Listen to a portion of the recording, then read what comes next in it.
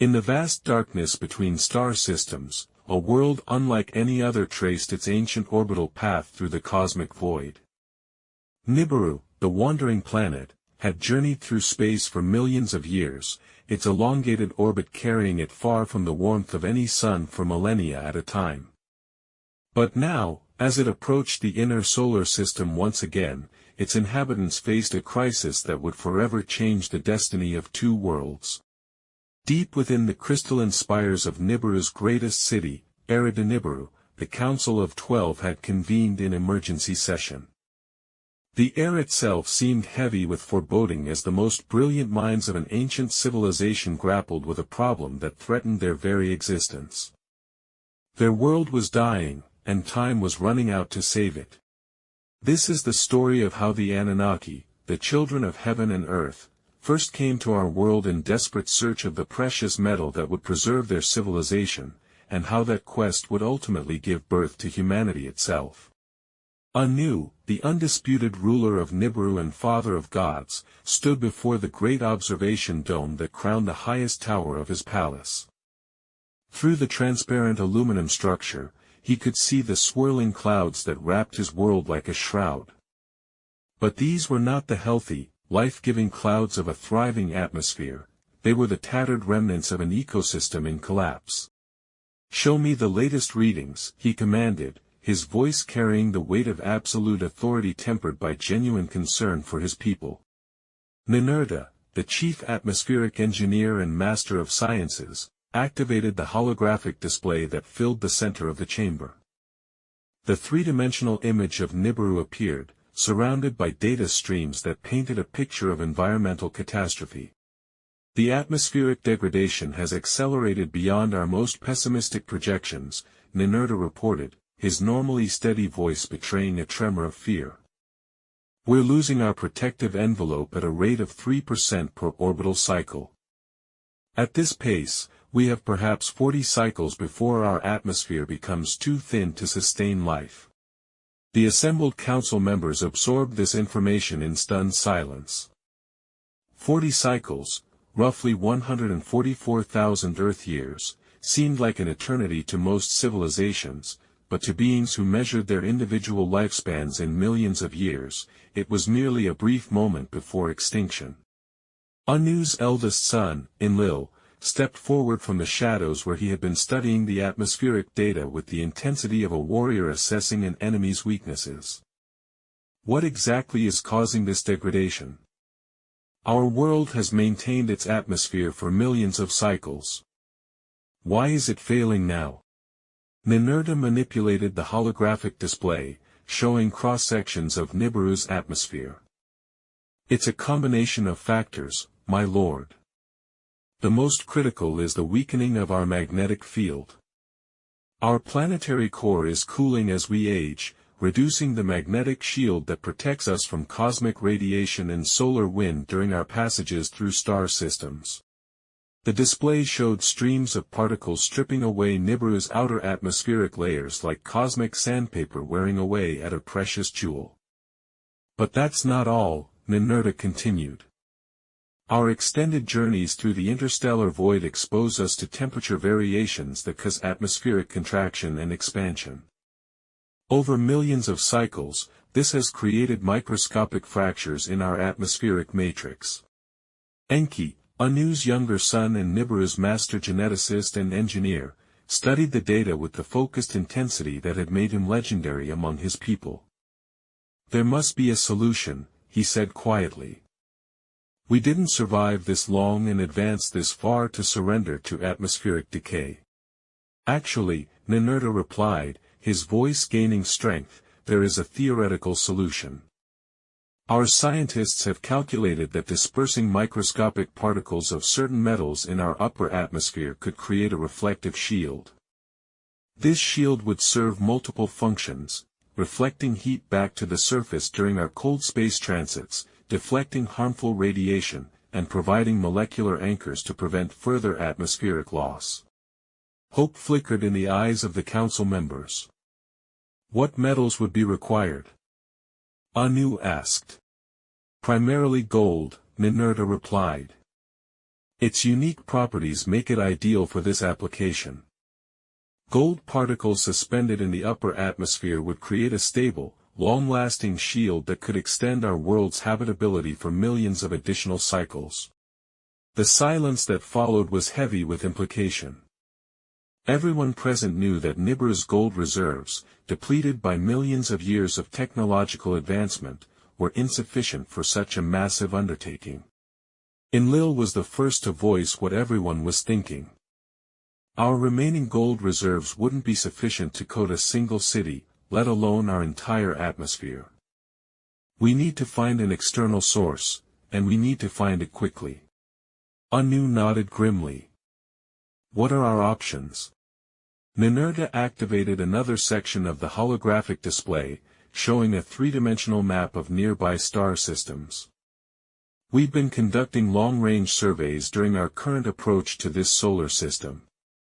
Several worlds show promising geological signatures for heavy metal deposits. The display zoomed in on a small blue-green world orbiting the third position from a yellow star. This planet shows particularly strong indicators. Our spectroscopic analysis suggests abundant gold deposits, both on the surface and in deeper crustal formations. Enki leaned forward, studying the planet with growing interest. What about habitability? Can our people survive on its surface long enough to establish mining operations? The environment appears remarkably compatible, Ninurta replied, manipulating the display to show atmospheric and surface readings. Oxygen-nitrogen atmosphere, liquid water, moderate temperatures, and gravity approximately one-third of our own. Most remarkably, this world already supports complex life forms. The revelation sent a ripple of excitement through the chamber.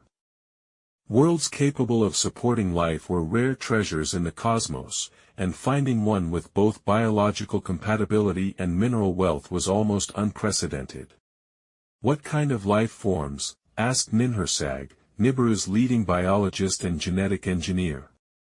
The display shifted to show primitive landscapes teeming with vegetation and various animal species. Primarily plant life and lower animals, but our sensors have detected some bipedal hominids with rudimentary intelligence. Nothing that would pose a threat to our operations. Anu studied the data with the careful attention of a ruler who had learned that hasty decisions could doom civilizations. The distance? Within acceptable range for a major expedition, Ninurta confirmed. We could establish a permanent base and maintain regular supply shipments back to Nibiru. What would be required for such an operation? Anu inquired. Enlil stepped forward, his military background evident in his systematic approach to the challenge. We would need to establish multiple facilities, mining operations, processing centers, transportation networks, and defensive installations. The scale would be enormous, requiring thousands of personnel and massive resource commitments. But the alternative, Enki added quietly, is the death of our world and our civilization. The weight of that truth settled over the chamber like a shroud. They were facing the ultimate choice: risk everything on an unprecedented interplanetary mining operation, or watch their world slowly die. The debate that followed lasted for days, as the finest minds of Nibiru's civilization wrestled with the enormity of what was being proposed. This would not be a simple trading mission or diplomatic expedition. It would be the largest undertaking in their species' history, requiring the commitment of a significant portion of their population to a world millions of miles away. Some council members argued for alternative solutions. Why not focus their efforts on atmospheric engineering using materials already available on Nibiru? Could they perhaps find ways to reduce their atmospheric losses through technological innovation? Others suggested exploring other worlds that might be easier to exploit. But as each alternative was examined and found wanting, the truth became increasingly clear: the blue-green world of the third planet offered their best, and perhaps only, hope for survival. The risks are enormous, admitted Enlil, who had initially been skeptical of the proposal. We would be committing our people to operations on an alien world, with no guarantee of success and no possibility of quick retreat if things go wrong. The risks of inaction are greater, Enki countered. At least this plan offers hope. Staying on Nibiru and hoping for a miracle offers only certain death. Ninhursag raised another crucial concern: what about the native life forms on this world? Do we have the right to simply take what we need without consideration for the existing ecosystem? It was a question that touched on fundamental principles of Anunnaki philosophy. They were an ancient, advanced civilization that had long prided itself on ethical behavior and respect for life. The idea of devastating another world for their own survival created moral complexities that couldn't be easily dismissed. "We're not talking about destroying their world," Enki replied thoughtfully. "We need gold, not genocide. If we're careful, we can extract what we need while leaving the native ecosystem largely intact." "And if we're discovered by the native inhabitants?" Enlil asked. "The hominids appear to be pre-technological," Ninurta observed. "They wouldn't pose a military threat, and they might even be useful as a workforce if properly managed." The suggestion hung in the air like a challenge. The Anunnaki had never enslaved another species, but they had also never faced extinction before. Anu, who had remained largely silent during the debates, finally stood to address the assembly. "We face a choice between certain death and uncertain survival. The path forward is dangerous and morally complex, but it is the only path that offers hope for our people." His voice carried the authority of millions of years of leadership as he continued. "We will proceed with the expedition to the third planet. We will establish mining operations to extract the gold necessary for our atmospheric restoration. We will do this with as little disruption to the native ecosystem as possible, and we will conduct ourselves according to the highest principles of our civilization." He paused, letting the weight of decision settle over the chamber. "But make no mistake, we will do whatever is necessary to ensure our survival. Our first responsibility is to our own people and our own world." Once the decision was made, the machinery of Nibiru's civilization shifted into unprecedented action. The greatest engineering project in their history would require resources, personnel, and coordination on a scale that challenged even their advanced capabilities. Enlil was appointed military commander of the expedition, responsible for establishing and maintaining security for the entire operation. His first task was selecting the personnel who would make up the initial survey and establishment teams. "We need specialists in every field," he explained to the assembled department heads. "Geologists to locate the richest deposits, engineers to design extraction equipment, biologists to study the native ecosystem, atmospheric specialists to establish habitable zones for our people." The selection process was rigorous and competitive. Service on the Earth expedition was simultaneously the greatest honor and the greatest risk an Anunnaki could accept. Those chosen would be remembered forever as the saviors of their civilization, if they succeeded. If they failed, they might never see their home world again. Enki was appointed as the expedition's chief scientist and secondary commander. His expertise in genetics and engineering would be crucial for adapting their technology to an alien environment and potentially dealing with the native life forms they might encounter. "We need to be prepared for the unexpected," he warned during one planning session. "This world has evolved independently for billions of years. The life forms we encounter may be completely unlike anything in our experience." The technological preparations were equally complex. Standard Anunnaki equipment would need to be modified to function in Earth's different atmospheric and gravitational conditions. New designs were created for mining machinery, processing facilities, and transportation systems. Most challenging of all was the question of distance and communication. The journey to Earth would take several months even with their most advanced spacecraft, and maintaining regular contact with Nibiru would be difficult across such vast distances. "We need to be largely self-sufficient," Enlil observed. "We can't depend on immediate support from home if we encounter problems." The day of departure was marked by ceremonies that would be remembered in Anunnaki culture for millions of years to come. The first fleet consisted of 50 spacecraft of various sizes and capabilities, scout ships for initial reconnaissance, heavy transports carrying equipment and supplies, command vessels equipped with advanced communication and control systems. Anu himself came to bid farewell to the expedition members, his presence underscoring the historic importance of their mission. "You carry with you not just our hopes, but our future," he told the assembled crews. "The gold you seek is more than mere metal, it is the lifeblood that will preserve our world for generations yet unborn." The fleet commander was Alulu, one of Enlil's most trusted lieutenants and a veteran of numerous challenging missions.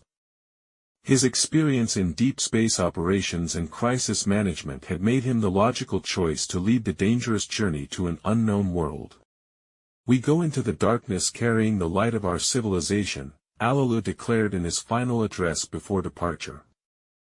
"We will not return empty-handed." The launch sequence was a marvel of coordination and precision.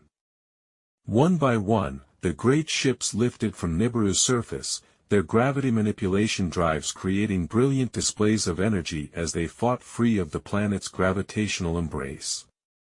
Within hours, the entire fleet was in formation, beginning the long journey toward the inner solar system. For most of the crew members, it was their first time leaving Nibiru's vicinity.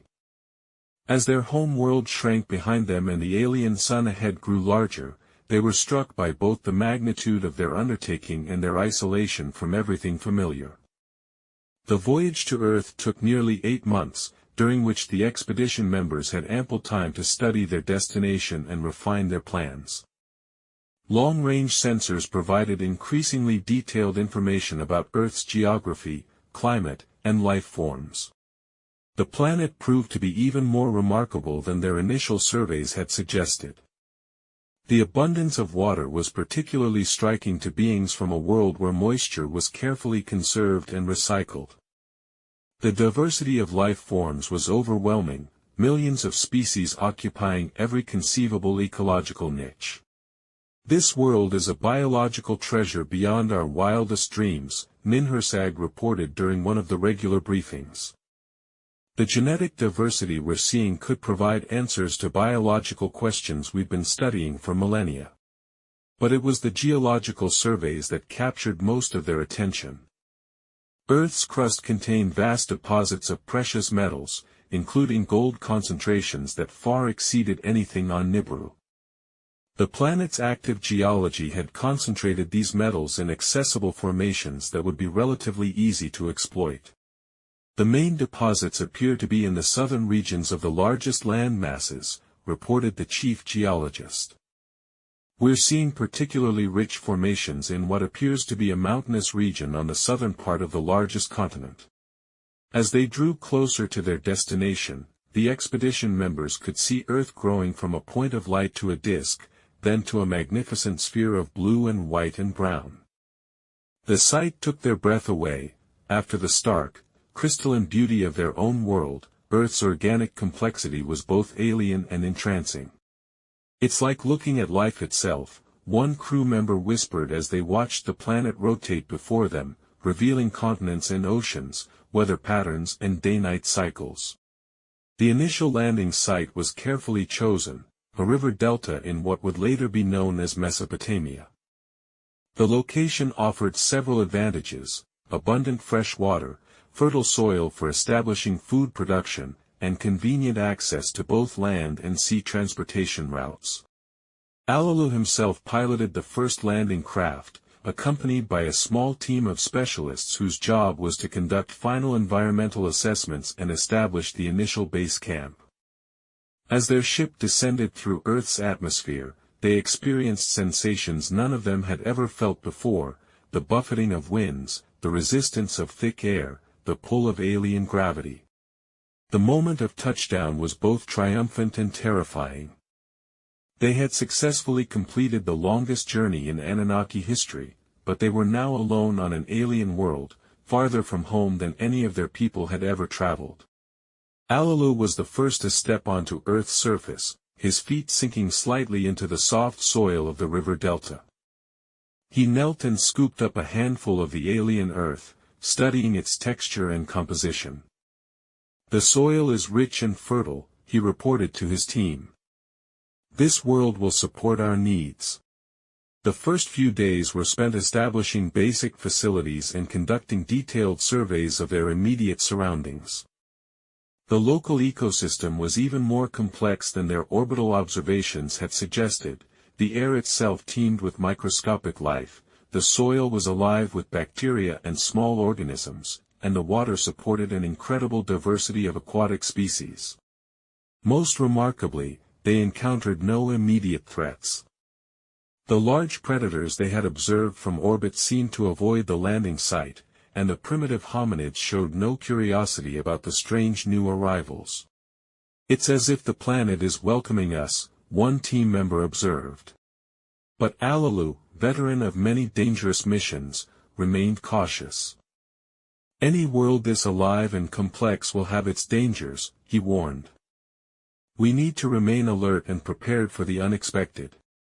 As more ships arrived and personnel were deployed, the small landing site began to transform into something resembling a proper settlement.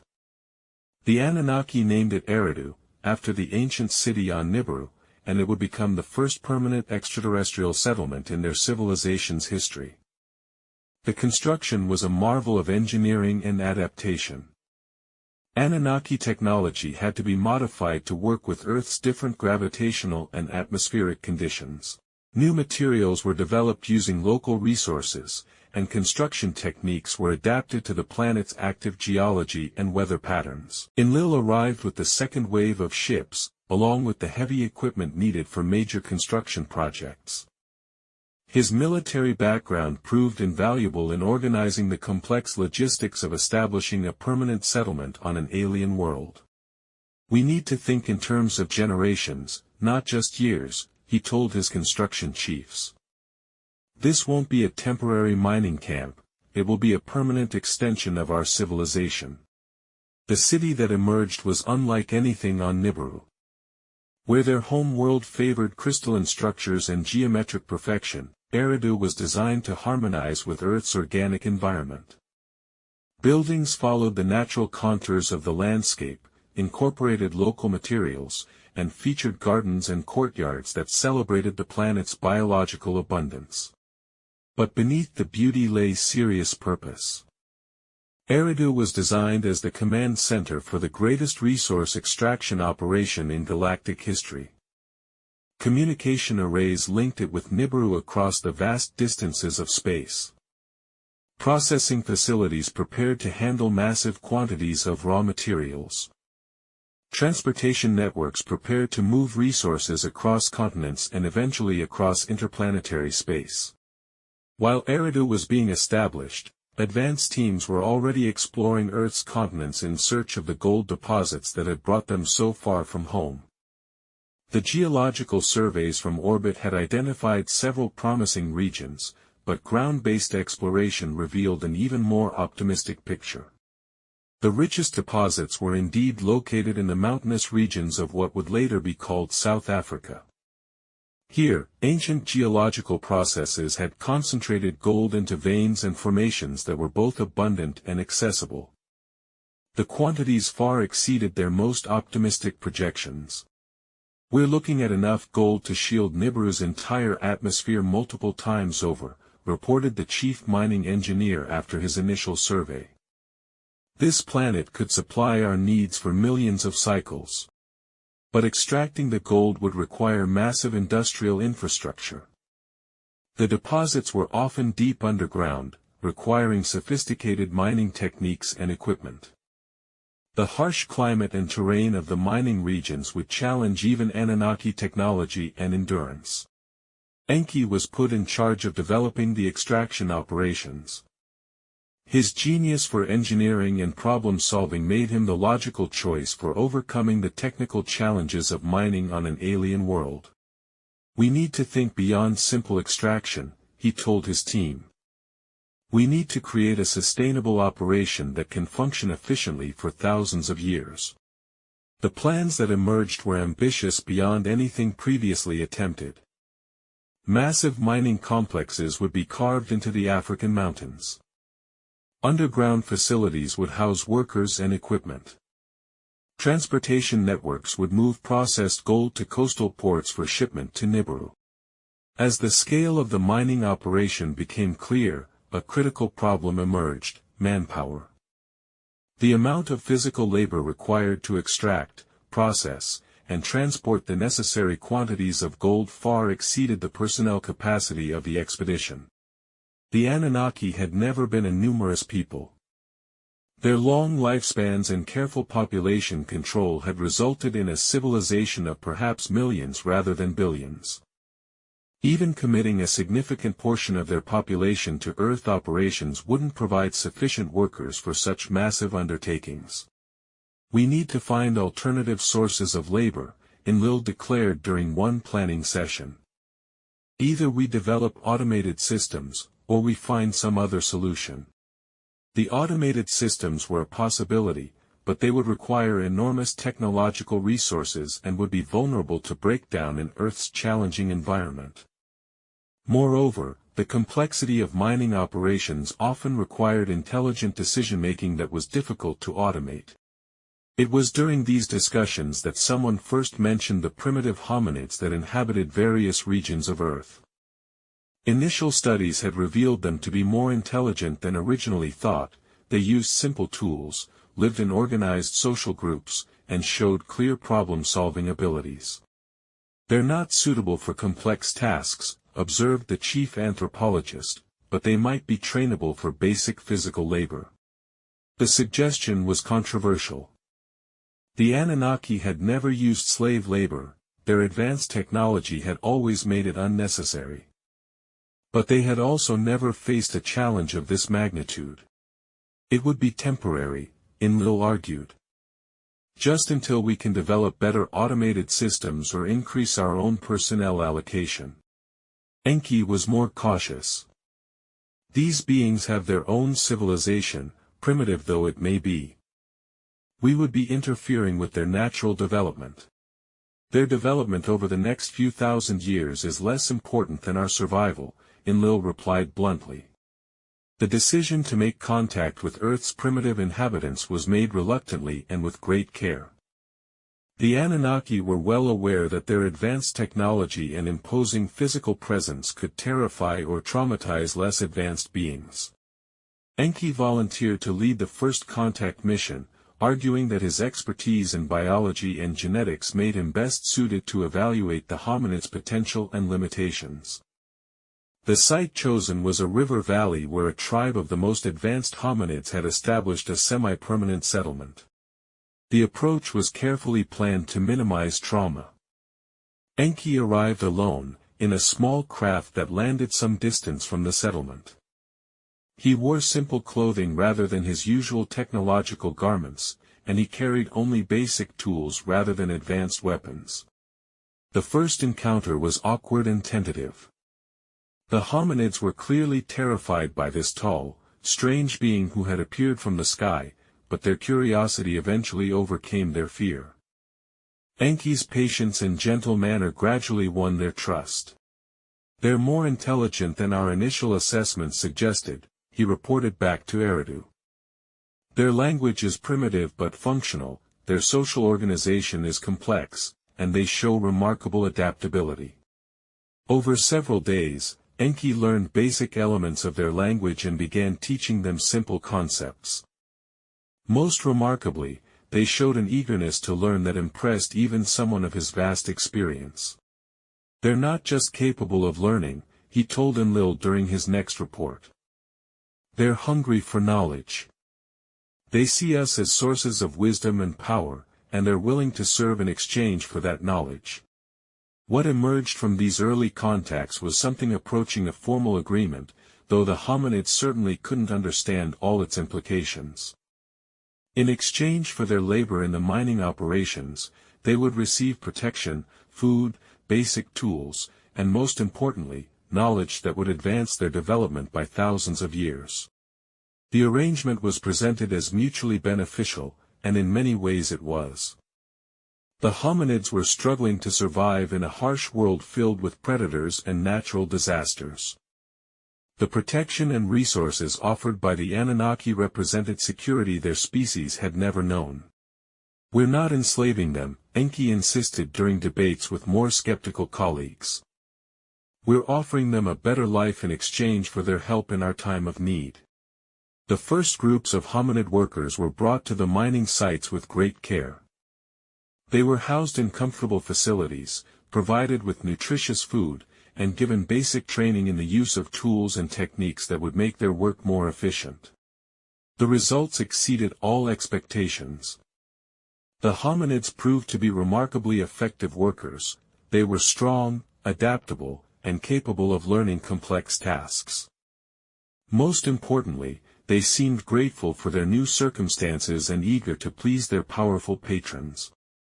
"This could solve our labor problem completely," reported the mining director after the first month of operations.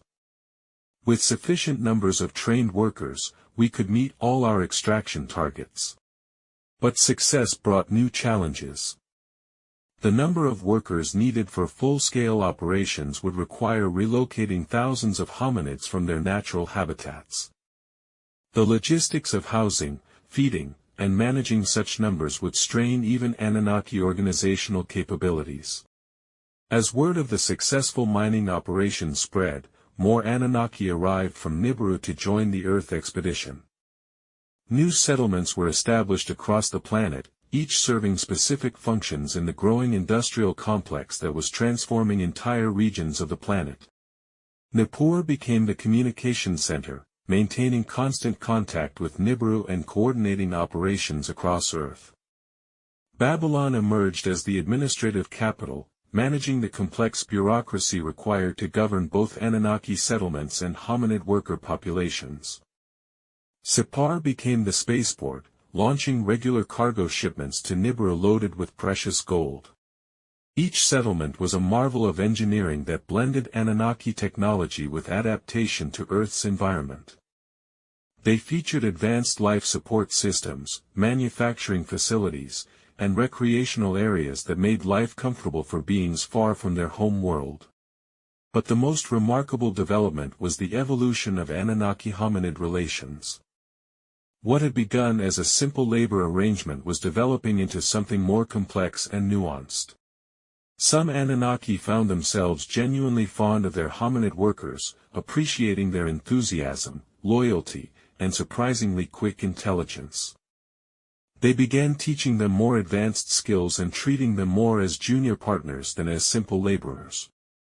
Others remained convinced that the hominids were nothing more than useful animals, suitable only for physical labor and deserving no consideration beyond what was necessary to maintain their usefulness. This division of opinion would eventually have profound consequences, but for now, the focus remained on the immediate task of extracting enough gold to save Nibiru.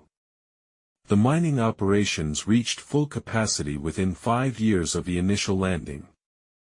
Vast complexes in the African mountains worked around the clock, extracting gold from deep within the earth. Processing facilities refined the raw ore into pure metal suitable for atmospheric seeding. Transportation networks moved the finished product to launching facilities on the coast. The first major shipment to Nibiru was a moment of triumph that justified all their efforts and risks. 50 tons of refined gold, enough to create a significant atmospheric shield, was loaded aboard the cargo vessels that would make the long journey back to their dying world. "This is what we came for," Alalu declared as the ships departed Earth's atmosphere. "Our world will live because of what we have accomplished here." The success was celebrated throughout the Earth settlements and broadcast back to Nibiru, where anxious population awaited news of the expedition's progress. For the first time since the atmospheric crisis began, there was genuine hope that their civilization would survive. But success brought new responsibilities. The mining operation would need to continue for decades or even centuries to extract sufficient gold for long-term atmospheric stability. This meant that the Earth expedition was no longer temporary, it was becoming a permanent extension of Anunnaki civilization. The implications were staggering. Thousands of Anunnaki would spend their lives on an alien world, possibly never seeing their home again. They would need to create not just mining facilities but entire cities, complete cultures, and permanent institutions. Most challenging of all, they would need to determine the long-term relationship with Earth's native species. The hominids had proved useful, but they were also multiplying rapidly and showing increasing independence and intelligence. As the Earth operations became permanent, more Anunnaki families made the journey from Nibiru, bringing with them the intention of establishing new lives on the alien world. Children born on Earth knew no other home, and they developed perspectives and attitudes that sometimes differed significantly from their parents. These Earth-born Anunnaki were more comfortable with the planet's environment, more accepting of its native species, and more willing to experiment with new ways of living. They formed relationships with hominid workers that their parents found disturbing, and they showed interest in exploring and understanding Earth's ecosystems that went far beyond mere resource extraction. "They're becoming natives," complained some of the older Anunnaki. "They're more loyal to this world than to their own heritage." But others saw the development as natural and healthy. "This is their world now," Enki observed. "We can't expect them to maintain the same perspective as those of us who grew up on Nibiru." The most remarkable development was the gradual emergence of romantic relationships between young Anunnaki and the most intelligent hominids. These relationships were controversial and officially discouraged, but they persisted despite official disapproval. "It's biological compatibility," Ninhursag explained when asked about the phenomenon. "Our species are apparently similar enough genetically for such attractions to occur. The question is whether we should try to prevent it or manage it." The issue came to a head when the first hybrid offspring were born, children who combined Anunnaki intelligence and longevity with hominid adaptability and Earth-specific traits. These children were remarkable in their capabilities, but their existence raised profound questions about the future of both species. As the mining operations entered their second decade, it became clear that the Anunnaki presence on Earth was having effects far beyond simple resource extraction. The planet itself was being transformed by their activities, and the native species were evolving in response to the new conditions. The hominid workers had developed skills and knowledge that far exceeded their original capabilities. They had learned to use advanced tools, to organize complex projects, and to think in ways that approached Anunnaki sophistication. Most remarkably, they had begun to show signs of self-awareness and independent creativity. "They're not the same species we first encountered," reported the chief anthropologist. "Exposure to our technology and methods has accelerated their development tremendously. They're becoming something new." This transformation was both exciting and troubling. The enhanced hominids were more useful as workers and more interesting as companions, but they were also more capable of independent action and potentially challenging Anunnaki authority. Some Anunnaki advocated for controlling or limiting hominid development to prevent potential problems. Others, led by Enki, argued for encouraging their evolution as a way of creating true partners in the great work of planetary development. "We have the opportunity to guide the emergence of a new form of intelligent life," Enki declared during one heated council session. "This could be our greatest achievement, not just saving our own world, but creating new possibilities for consciousness in the universe." Enlil disagreed strongly. "We came here to mine gold, not to play God with primitive species. Every advancement we give them increases the risk that they'll eventually challenge our authority or interfere with our operations." The debate reflected deeper questions about the purpose and meaning of their Earth mission. Were they simply extracting resources and then leaving? Were they establishing a permanent colony that would endure for millennia? Or were they participating in some cosmic process of evolution and development that went beyond their original intentions? The success of the gold extraction program led to increasing technological innovation as the Anunnaki adapted their advanced capabilities to Earth's unique environment. New forms of energy generation were developed using Earth's abundant water and atmospheric resources. Construction techniques evolved to take advantage of local materials and environmental conditions. Most remarkably, they began developing biotechnology that incorporated Earth's genetic diversity. The planet's rich biosphere offered possibilities for biological engineering that exceeded anything available on Nibiru. "This world is a genetic treasure house," Ninhursag reported with excitement. "The diversity of life forms and genetic patterns we're finding here could advance our biotechnology by millions of years." The implications were staggering. Earth's biosphere contained genetic solutions to problems the Anunnaki had been working on for millennia. Biological systems for processing materials, generating energy, and even creating new forms of consciousness existed in nature, waiting to be discovered and adapted. The hominids themselves became subjects of intense genetic study. Their rapid adaptation to new conditions and their apparent genetic compatibility with Anunnaki biology made them ideal subjects for biotechnological experimentation. "We could accelerate their development even further," Ninhursag suggested during one research briefing. "With careful genetic modification, we could create beings with Anunnaki intelligence but Earth-specific adaptations." The suggestion was revolutionary and controversial. It would mean deliberately creating a new species, something the Anunnaki had never attempted before. The decision to proceed with genetic modification of the hominids was made carefully and with full understanding of its implications. This would not be casual experimentation but a deliberate attempt to create a new form of intelligent life specifically adapted to Earth's environment. Enki and Ninhursag led the research team, combining their expertise in genetics and biotechnology. The goals were ambitious: create beings with enhanced intelligence, improved physical capabilities, and genetic stability that would allow them to reproduce successfully. The process was complex and often frustrating. Early attempts resulted in subjects who were either non-viable or possessed of enhanced capabilities but shortened lifespans. The genetic balance required to combine the best traits of both species proved extremely delicate. "We're not just crossing two species," Ninhursag explained to skeptical colleagues.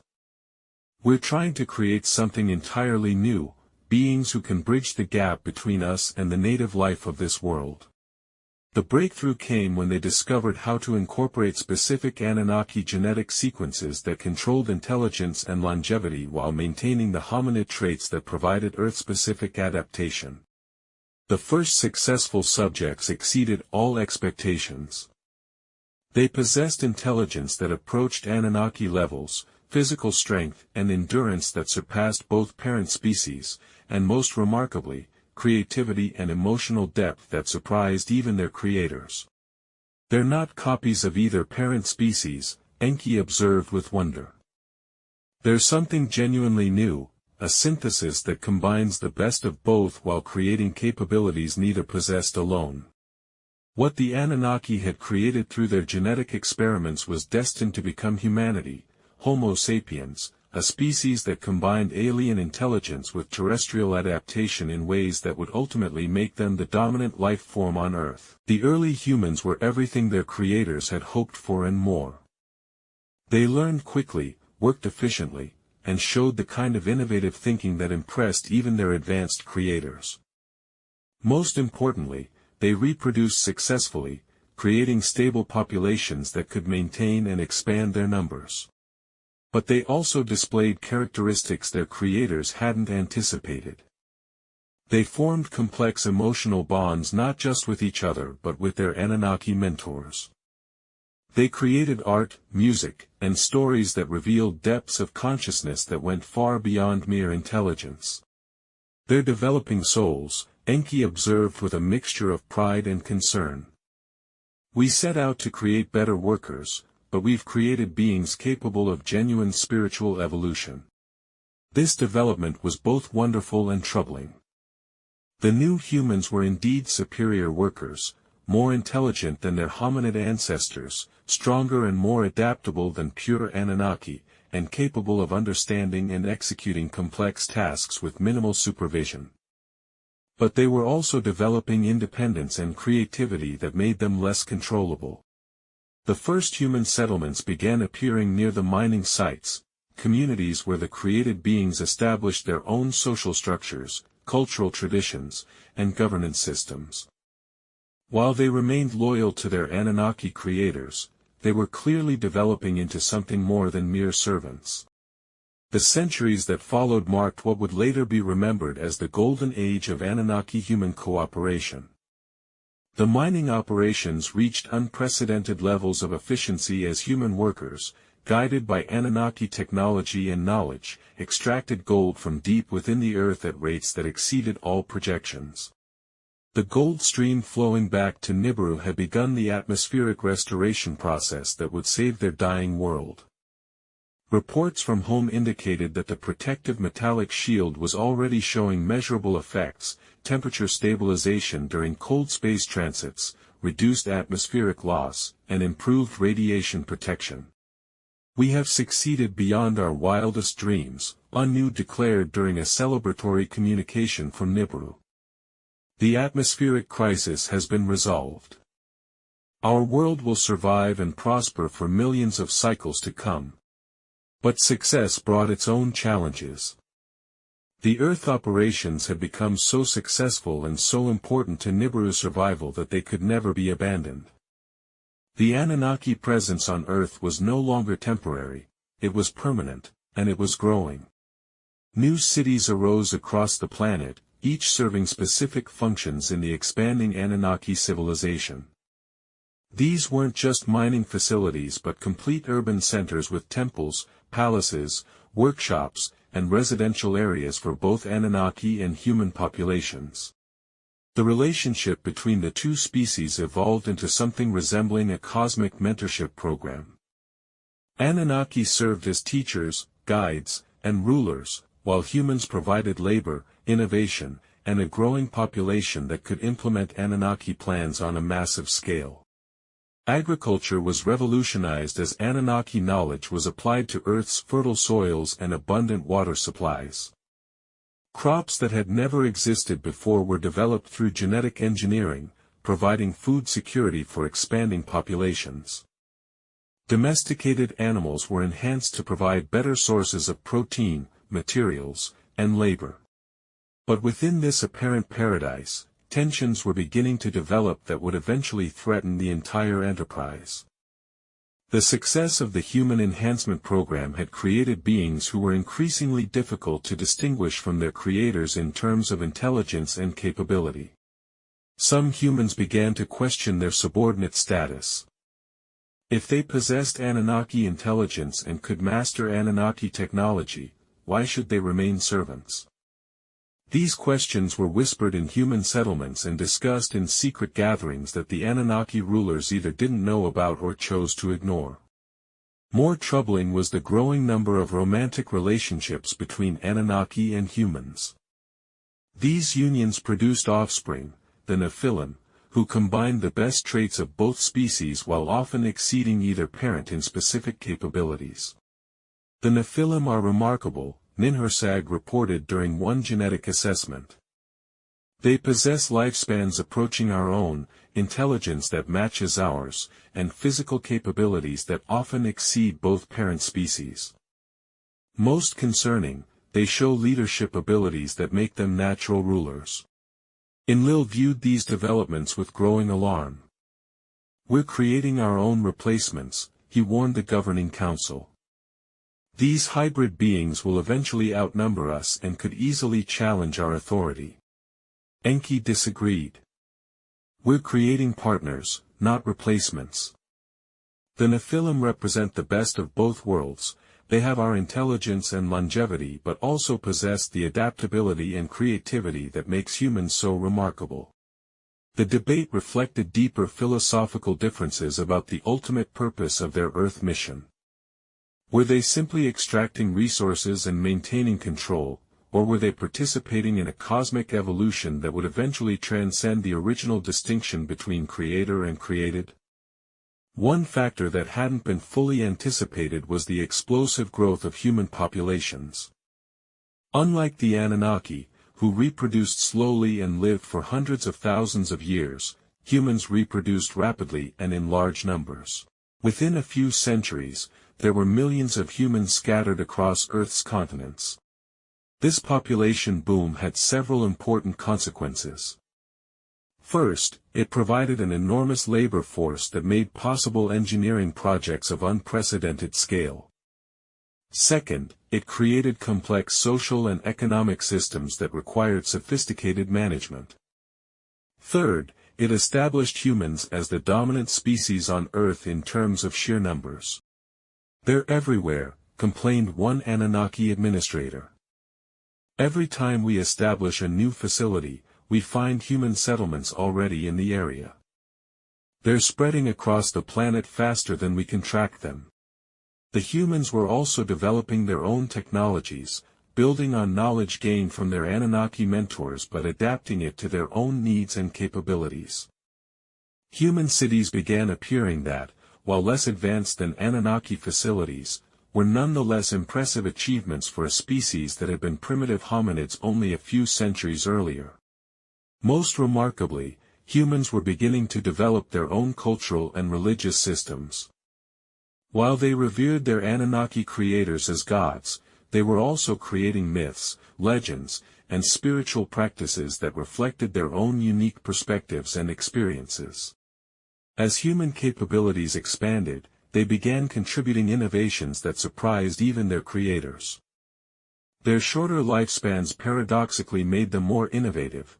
They had to accomplish their goals quickly, which led to creative solutions that longer-lived Anunnaki might never have considered. Human metallurgy developed techniques for working with Earth materials that proved superior to some Anunnaki methods. Their agricultural innovations produced crop yields that exceeded theoretical projections. Most impressively, their artistic and cultural creations displayed a creativity and emotional depth that enriched the entire Earth civilization. "They're not just learning from us anymore," Enki observed with pride. "They're teaching us things we never knew we didn't know." The technology transfer began flowing in both directions as humans developed innovations that were then adopted by their Anunnaki mentors. Mining techniques, construction methods, and even social organizational systems developed by human communities proved valuable additions to Anunnaki knowledge. This reversal of the traditional teacher-student relationship troubled some Anunnaki who had grown comfortable with their superior status. The idea that their created beings might surpass them in some areas challenged fundamental assumptions about the relationship between creator and created. With abundant gold flowing to Nibiru and Earth operations running smoothly, the Anunnaki began undertaking projects that went far beyond simple resource extraction. These were monuments to their achievement, structures that would demonstrate their mastery over both Anunnaki technology and Earth materials. The pyramids were perhaps the most ambitious of these projects. Designed as multifunctional structures that served simultaneously as tombs, temples, astronomical observatories, and technological installations, they required the coordination of thousands of workers and the application of engineering principles that pushed both Anunnaki and human capabilities to their limits. The precision required for these constructions was extraordinary. Massive stone blocks weighing hundreds of tons had to be quarried, transported across great distances, and positioned with accuracy measured in fractions of inches. The mathematical and engineering knowledge required for such achievements represented the pinnacle of both species' capabilities. But the pyramids were more than just impressive construction projects, they were repositories of knowledge. Hidden chambers contained libraries of information about astronomy, mathematics, engineering, and genetics. Secret passages encoded information about Nibiru's orbital cycle and the timing of future returns.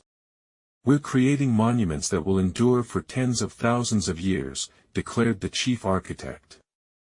"Long after our current civilization has evolved or moved on, these structures will preserve the record of what we accomplished here." Managing a civilization that spanned 2 worlds and included multiple species created administrative challenges that strained even Anunnaki organizational capabilities. The bureaucracy required to coordinate mining operations, population management, technology transfer, and cultural development was enormous and complex. Different regions of Earth developed their own specializations and characteristics. The African mining regions focused on resource extraction and engineering. Mesopotamian settlements became centers of administration and culture. Mediterranean regions developed agriculture and trade networks. Each area required different management approaches and specialized personnel. The human populations added another layer of complexity. They had their own local leaders, cultural traditions, and social systems that had to be integrated into the larger Anunnaki administrative structure. Managing these relationships required diplomatic skills that many Anunnaki had never needed to develop. "We're not just running mining operations anymore," observed one administrative coordinator. "We're governing a multi-species, multi-continental civilization. The complexity is beyond anything we prepared for." The solution was to develop hybrid administrative systems that combined Anunnaki oversight with human local management. This approach proved highly effective, but it also gave humans increasing responsibility and authority within the overall power structure. As the Earth operations entered their mature phase, fundamental questions began to emerge about their ultimate purpose and long-term implications. The original mission, extracting gold to save Nibiru, had been successful beyond all expectations. But the enterprise had evolved into something much more complex and significant. The Anunnaki had not just established mining operations, they had created a new form of civilization that combined the best elements of both species. The humans were not just workers, they were partners in a cosmic enterprise that was reshaping both worlds. Most profoundly, they had demonstrated that intelligence and consciousness were not limited to single species or single worlds. The success of the genetic engineering program had proven that new forms of awareness could be created through the careful combination of existing life forms.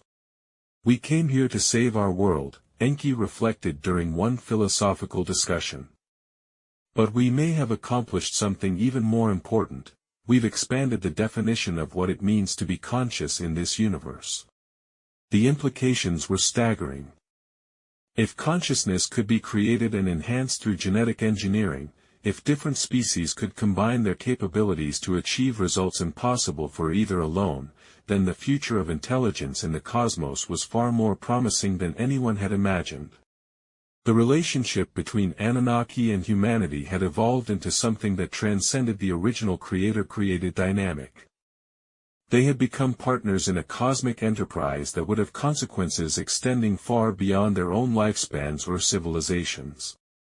The gold mining operations continued, but they were now just one aspect of a much larger project, the development of Earth as a second home for conscious life in the galaxy. The planet had become a laboratory for consciousness, a place where different forms of intelligence could experiment with new ways of existence. The hybrid Nephilim represented the cutting edge of this experiment.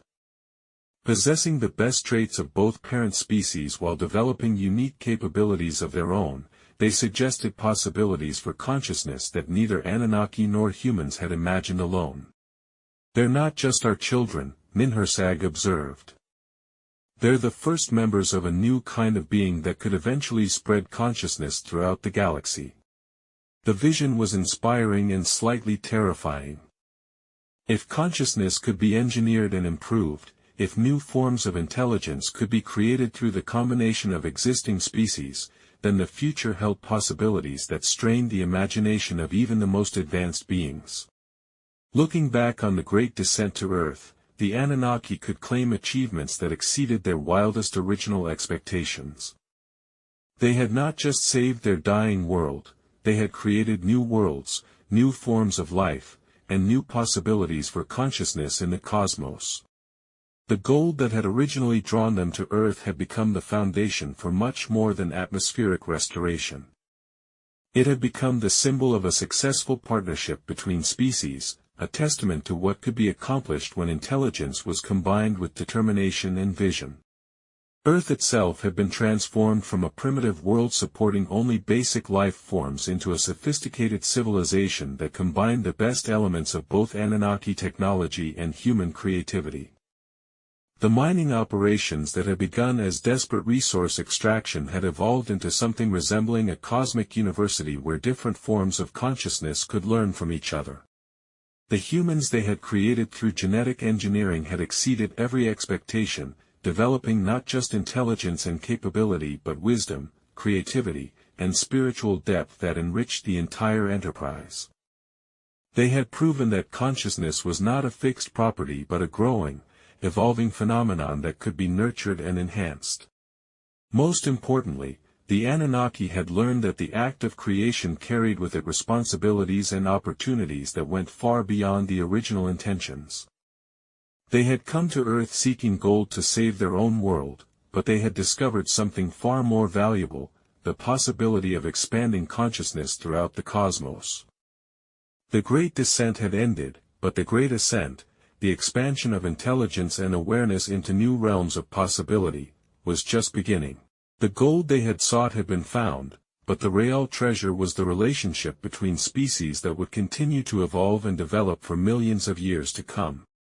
In the end, the Anunnaki's quest for gold had become something far greater than a mining operation. It had become the foundation for a new chapter in the cosmic story of consciousness itself. The precious metal that had drawn them across the void had proven to be just the beginning of a treasure beyond measure, the infinite potential of intelligent life to create new forms of itself and new ways of understanding the universe. The children of Nibiru had found their gold, but more importantly, they had found their destiny among the stars, not as conquerors or extractors, but as gardeners of consciousness in the infinite cosmos.